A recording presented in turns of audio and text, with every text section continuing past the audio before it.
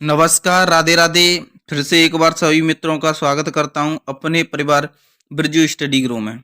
दोस्तों, साइकोलॉजी की एक नई टेस्ट सीरीज के साथ आज हमारी टेस्ट सीरीज संख्या चौथी है साथियों। चौथे नंबर की टेस्ट है। आपने अभी तक इससे पहले के टेस्ट सीरीज नहीं देखे, वो सारे की सारे देख लें। ये सभी टेस्ट सीरीज वो हैं साथियों जो परीक्षा की दृष्टि से बहुत महत्वपूर्ण रहने वाली हैं। दोस्तों, आपने अभी तक मेरे चैनल को सब्सक्राइब नहीं किया तो चैनल को सब्सक्राइब कर लें, बेल आइकन को ऑन कर लें, वीडियो को लाइक शेयर जरूर करना। लाइक शेयर जरूर करना और कमेंट करके बताना कि आपके कितने प्रश्न सही हुए। दोस्तों, चलते हैं, शुरू करते हैं वीडियो को, देरी नहीं करते, समय कम बचा है परीक्षा में। आज का हमारा पहला प्रश्न है, निम्नलिखित में से कौन सी छात्र केंद्रित विधि नहीं है? इनमें से कौन सी है वो छात्र केंद्रित विधि नहीं है? प्रयोजना विधि। दोस्तों, प्रयोजना विधि को हम समझें तो प्रयोजना विधि में दोस्तों मेन तो छात्र होता है, शिक्षक क्या होता है, सहयोगकर्ता के रूप में होता है। छात्र शिक्षक विधि है। व्याख्यान विधि। व्याख्यान विधि दोस्तों छात्र इसमें सुनने का कार्य करता है, जबकि दोस्तों शिक्षक इसमें मुख्य केंद्र होता है। समस्या समाधान विधि। समस्या समाधान है वो इसका सही आंसर है। सॉरी दोस्तों, समस्या समाधान विधि है वो छात्र केंद्रित और शिक्षक केंद्रित है। इसका सही आंसर क्या हो गया? व्याख्यान विधि, जो किस केंद्रित है? शिक्षक केंद्रित है। ऑप्शन बी इसका सही आंसर है। चलते हैं अगले प्रश्न की ओर। अगला प्रश्न है हमारा, निम्नलिखित में से किसका अर्थ आकार बढ़ने से है? आकार बढ़ने से किसका अर्थ है? अभिवृद्धि, विकास, परिपक्वता, उन्नयन। इसका सही आंसर क्या है? इसका सही आंसर होगा अभिवृद्धि का अर्थ है वो किससे? आकार बढ़ने से। ऑप्शन ए इसका सही आंसर है। अभिवृद्धि दोस्तों गर्भावस्था से कब तक चलती है? किशोर अवस्था तक चलती है। गर्भावस्था से किशोर अवस्था तक चलने वाली प्रक्रिया क्या है? अभिवृद्धि है। इसमें शारीरिक संरचना का निर्माण होता है, आकार बढ़ने से इसका संबंध है। चलते हैं अगले प्रश्न की ओर। अगला प्रश्न है हमारा, निकट दूर सिद्धांत में विकास किस प्रकार है? दोस्तों, निकट का और दूर का सिद्धांत है, उसमें विकास किस प्रकार है?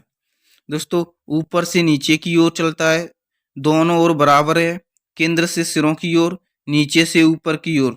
इसका सही आंसर क्या होगा साथियों? इसका सही आंसर होगा दोस्तों केंद्र से किसकी ओर? सिरों की ओर। केंद्र से किसकी ओर? सिरों की ओर। ऑप्शन सी इसका सही आंसर है। दोस्तों, इसको अगर इस नाम से नहीं आवे तो एक नाम और चलता है इसका, प्रोक्सीमोडिस्टल। दोस्तों, प्रोक्सीमोडिस्टल है, उसके नाम से भी पूछ सकता है। उसका भी अर्थ क्या है? केंद्र से सिरों की ओर विकास चलता है। चलते हैं अगले प्रश्न की ओर। अगला प्रश्न है हमारा, एरिक्सन के विकास के सिद्धांत में किसका कितनी अवस्थाएं? दोस्तों सॉरी, एरिक्सन के विकास के सिद्धांत में कितनी अवस्थाएं? 6, 8, 7, 5। क्या आंसर होगा इसका?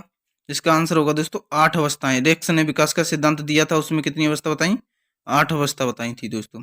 ऑप्शन बी इसका सही आंसर है। अगला प्रश्न क्या है हमारा, निम्नलिखित में से सामाजिक संज्ञानात्मक विकास के जनक कौन है? सामाजिक संज्ञानात्मक विकास का जनक किसे माना जाता है? जीन पियाजे को, सिगमंड फ्राइड को हलबर्ग को, लेव वाइगोस्की को। किसको माना जाता है साथियों? इसका सही आंसर क्या होगा? इसका सही आंसर होगा दोस्तों लेव वाइगोस्की को माना जाता है। किसको? लेव वाइगोस्की को। ऑप्शन डी इसका सही आंसर है दोस्तों। सामाजिक संज्ञानात्मक विकास के सिद्धांत में दोस्तों बताया गया है कि बालक का विकास किस में होता है? समाज में होता है। समाज के द्वारा जो व्यवहार प्रदर्शन किए जाते हैं उसको सीख सीख कर, अनुकरण कर कर समाज का, बालक का क्या होता है? विकास होता है। जबकि दोस्तों कमेंट करके बताना जीन पियाजे द्वारा विकास का कौन सा सिद्धांत दिया गया था। साथियों, सभी साथी कमेंट करना जीन पियाजे द्वारा विकास का कौन सा सिद्धांत प्रस्तुत किया गया था। चलते हैं अगले प्रश्न की ओर। अगला प्रश्न क्या है? 6वां प्रश्न है हमारा साथियों, विकास की किस अवस्था में संवेगात्मक विकास का अनोखा काल कहते हैं? संवेगात्मक विकास का अनोखा काल किस अवस्था को कहते हैं? बाल्यावस्था, शिशुअवस्था, किशोरावस्था या प्रौढ़ावस्था को? किसको दोस्तों? इसका सही आंसर क्या होगा? इसका सही आंसर क्या है साथियों? इसका सही आंसर होगा दोस्तों, वो क्या कहते हैं? बाल्यावस्था को। बाल्यावस्था को क्या कहते हैं? संवेगात्मक विकास का अनोखा काल कहते हैं। ऑप्शन ए इसका सही आंसर है। दोस्तों, ये किसने कहा है? दोस्तों पूछ ले तो बालावस्था को संवेगात्मक विकास का अनोखा काल किसने कहा है? ये कहा है दोस्तों कोहलन ने। कोहलन नहीं आवे साथियों तो कोहल या ब्रुस।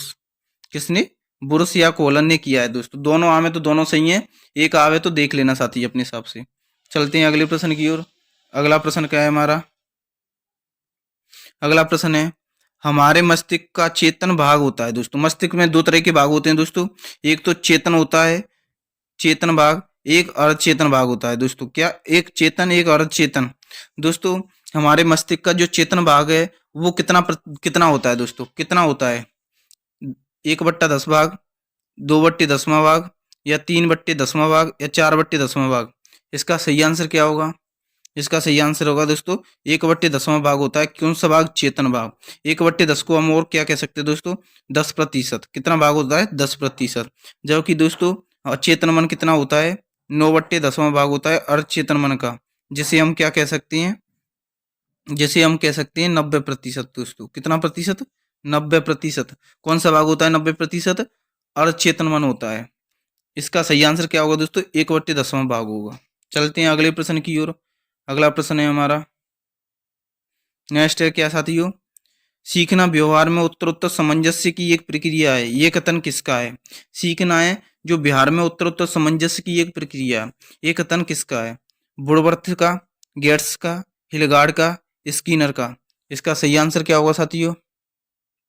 इसका सही आंसर होगा दोस्तों स्किनर ने कहा है। स्किनर ने क्या है? सीखना है वो व्यवहार में उत्तरोत्तर की प्रक्रिया है। ऑप्शन डी इसका सही आंसर है।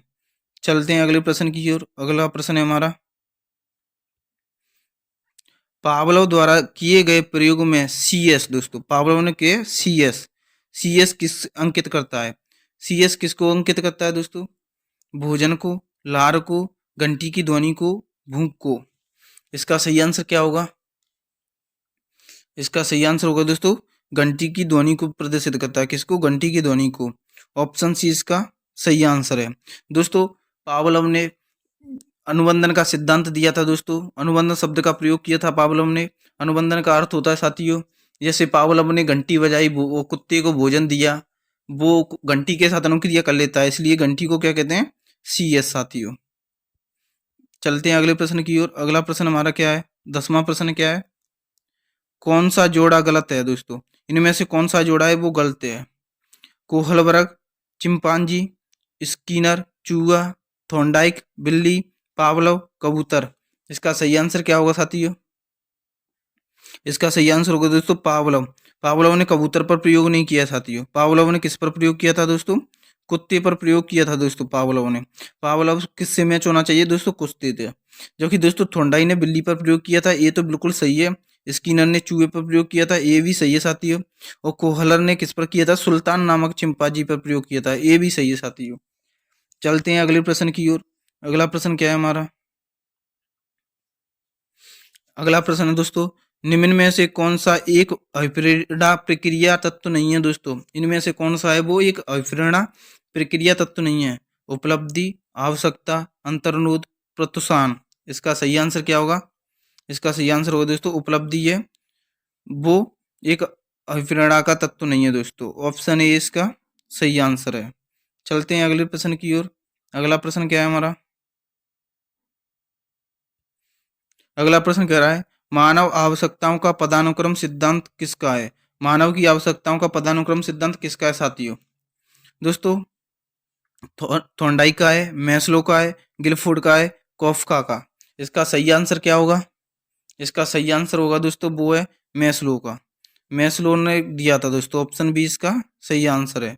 साथियों पदानुक्रम सिद्धांत ने मैस्लो ने कितनी अवस्था बताई, आवश्यकता कितनी बताई थी दोस्तों? आवश्यकता दोस्तों 5 आवश्यकता बताई थी साथियों। कितनी? 5। पहली आवश्यकता बताई थी दोस्तों दैहिक आवश्यकता। दूसरी आवश्यकता कौन सी बताई? दूसरी बताई दोस्तों सुरक्षा की आवश्यकता। किसकी? सुरक्षा की आवश्यकता। तीसरी आवश्यकता क्या बताई दोस्तों? संबंध की आवश्यकता दोस्तों। किसकी? संबंध की। चौथी आवश्यकता क्या बताई? चौथी बताई दोस्तों आत्म सम्मान की आवश्यकता दोस्तों। किसकी? आत्म सम्मान की। और 5वीं अवस्था है दोस्तों आत्म सिद्धि की आवश्यकता। किसकी? आत्म सिद्धि की आवश्यकता।